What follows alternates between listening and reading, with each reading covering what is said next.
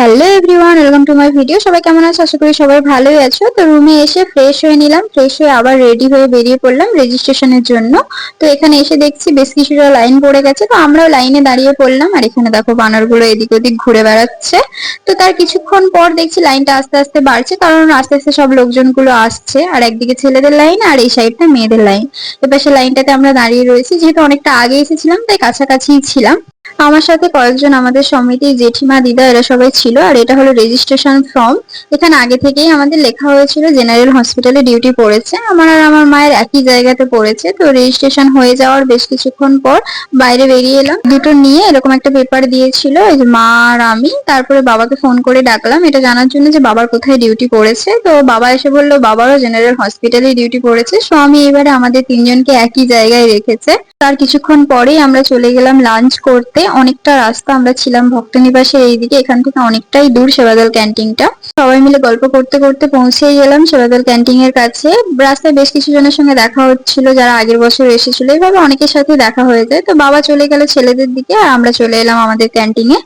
আর দেখতেই পাচ্ছ ক্যান্টিনে প্রচুর ভিড় রয়েছে, কারণ আগের ব্যাচটাও রয়েছে আবার আমাদের ব্যাচটাও ঢুকেছে।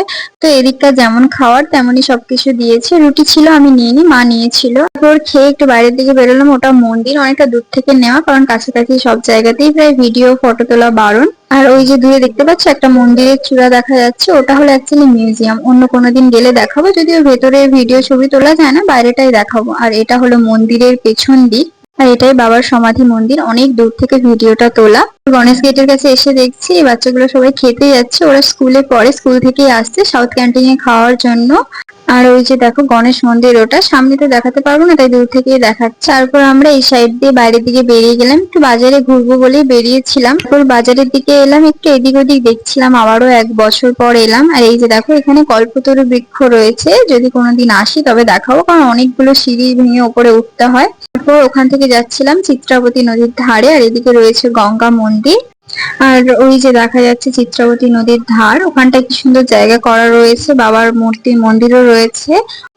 আর এই জায়গাটা খুব সুন্দর, ওখানে গিয়ে সবাই বসে গল্প করে, ছবি তোলে। এই দেখো বাবার জন্মদিন উপলক্ষে যে সাজানো হয়েছিল, এখনো বেশ কিছু জায়গায় সবকিছু রয়েছে, কি সুন্দর দেখতে লাগছে।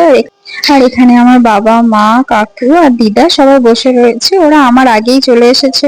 রাস্তায় কিছুক্ষণ আমি দাঁড়িয়ে রয়ে গেছিলাম, আমার কিছু বান্ধবীর সাথে দেখা হয়ে গেছিল, ওদের সাথে গল্প করছিলাম। আর এই দেখো এটা হলো চিত্রাবতী নদী, নদীর ওই পাড়টাও খুব সুন্দর। তবে এই নদীতে আগে জল ছিল না, এই কয়েক বছর হলো এই নদীতে জল ঢুকেছে। আর বেশ কিছুক্ষণ পর আমরা সবাই মিলে আবার ওখান থেকে বেরিয়ে চলে এলাম, কারণ আমাদেরকে 2টোর সময় ডেকেছিল, আমাদের ডিউটি সব সিলেকশন হবে, কে কোথায় কেমন কাজ করবে এসব বোঝাবে, তাই জন্য।